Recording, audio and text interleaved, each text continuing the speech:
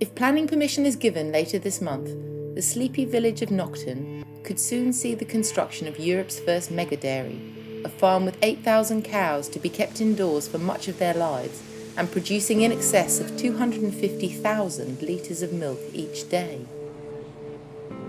To see what mega dairies might mean for Britain, the Ecologist visited California, birthplace of the industrial mega dairy.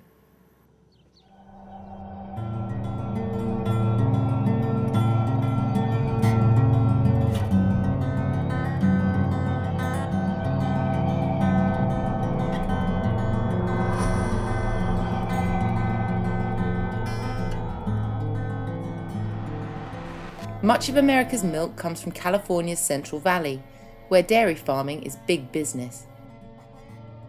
In Tulare County alone, 900,000 cows produce in excess of $1 billion worth of milk each year. But there is an unreported conflict waging over the future of the industry, and community activists complain bitterly about the mega dairies that have sprung up around their homes. This is Maple School behind me. About 10 years ago, a factory dairy, a dairy with thousands of cows, was built less than a mile away. And nobody thought a lot about it. We just hadn't seen these big dairies before. The first thing they noticed was they had a huge fly problem.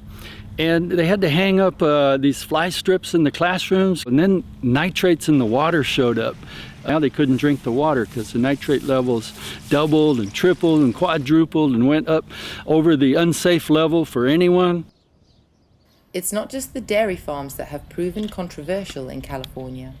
Prevented from grazing outdoors, cows on mega dairies rely upon feed crops that are heavily sprayed with pesticides. The Ecologist was taken to see Senor Morales, a small farmer who has felt the impacts of pesticide spraying for dairy crops firsthand. His name has been changed and he was too scared to speak on camera for reasons that he explains. Me siento deprimido cuando los animales se mueren y no puedo hacer cómo recuperar mi animal. Son muy valiosos. Hay muchas familias que sí les pasa eso y se les mueren los animales. Ellos dicen que por qué, y yo les dije, ese es el veneno que le echan al alfalfa, porque aquí cultivan alfalfa. Lo sprayan con avión. Sí hacen muchas quejas, pero hay amenazas. Y la amenaza, ellos se retiran porque tienen miedo, a veces porque son ilegales. O las amenazas que uno recibe es, por ejemplo, los que son ilegales, que les van a echar la migración, es una de las cosas. Otra amenaza es de que te mandan a tipo personas como si no te sales de aquí, te van a matar.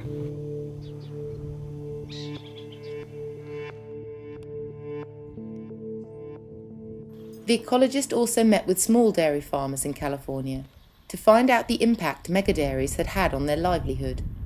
Well, it just killed us because we couldn't compete with those big guys down there because they go in volume and we can only milk so many cows compared to what those guys milk in a few acres down there, and their cost is a lot cheaper than what our cost is here. Paul is no exception. In the 5 years leading up to 2002, 33,000 dairies went out of business in the USA. Squeezed out by low milk prices and unable to compete with the economies of scale offered by dairy herds up to 100 times bigger than traditional family farms. When you have big dairies controlling most of the milk supply, they have a lot more political power than the small family farms that aren't necessarily united. Mega dairies need to use many drugs because they're trying to be profitable, and to be profitable they have to get the most milk production they can get. So they're always trying to push the animals with the feeds that they feed them, the rations, and also using the growth hormones, which shortens their lifespan. And so you're doing all these things to try to manipulate the animals to get the most they can, and it's not sustainable. For mega dairy farmers, however, the ever larger herds are the only way to stay profitable. Here in California, we've had to expand because you just have to get larger or you can't compete with the big guys. And I think that the smaller guys, if they really are serious about staying in the business, if they'll learn and watch and the efficient tools and ideas that the larger guys have and implement them in a way on their farms, I think they can be as efficient and successful on a smaller scale. British dairy farms have an average of 113 animals per herd, far less than the 8,000 proposed at Nocton. So what we're talking about here are 8,000 cows crammed into sheds, living in cubicles and fed on concentrates, with all the resulting noise, the pollution, the traffic.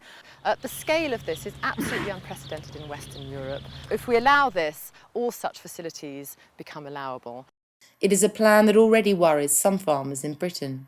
We really need to think about costs other than just financial costs. What are the costs of welfare? What are the costs of the environment? What are perhaps the social costs? I don't think increasing herd size and volume of output is the only way forward for UK dairy farms. I don't think we want it to be, because we will see a far greater move towards factory-type farming if that is the case. If planning permission is granted next month, the construction of Britain's first mega dairy could mean swarms of flies and polluted groundwater for local residents, but it could also be the beginning of the end for the British dairy industry.